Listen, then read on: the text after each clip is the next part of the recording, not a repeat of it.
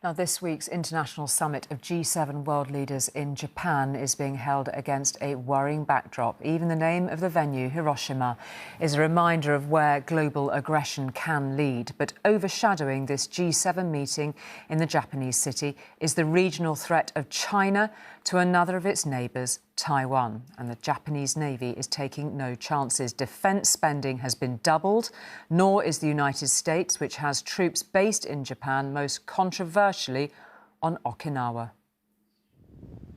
Okinawa is Japan's southernmost prefecture. It is closer to Taipei than it is to Tokyo. If conflict breaks out with China over Taiwan, this would be one of the Allied forces' front lines. It is the prospect of that war which has led to the biggest increase in Japanese defence spending since the end of World War II. From this year, the military budget will double, bringing it in line with NATO nations. And much of the new resources and weapons will be put here. The governor of Okinawa says Japan's pacifist constitution is under threat. 米軍基地が集中しているということは、その有事、いわゆる戦争の状態になった時に真っ先に攻撃される対象になりうるということを我々は危惧しています。From 1945 to 1972, Okinawa was under American control, and it is still home to 70% of US bases in Japan. Rising tensions in the region have given those bases a greater strategic importance.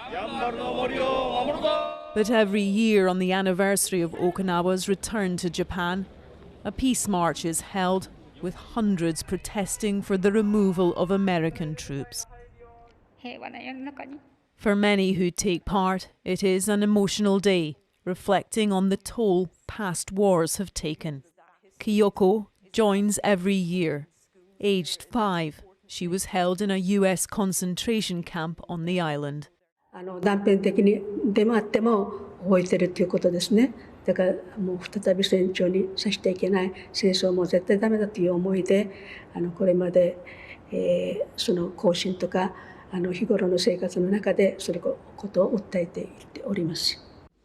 This memorial has the names of 240,000 people who died in the 1945 Battle of Okinawa. In a place where the scars of war run so deep, there is strong opposition to the government's military build-up on the island. The Japanese Self-Defense Force has just opened a new base on Okinawa's southernmost island closest to Taiwan. Missile units have been placed there and deployed here on the main island, and more than 1,000 additional troops will be stationed in the prefecture.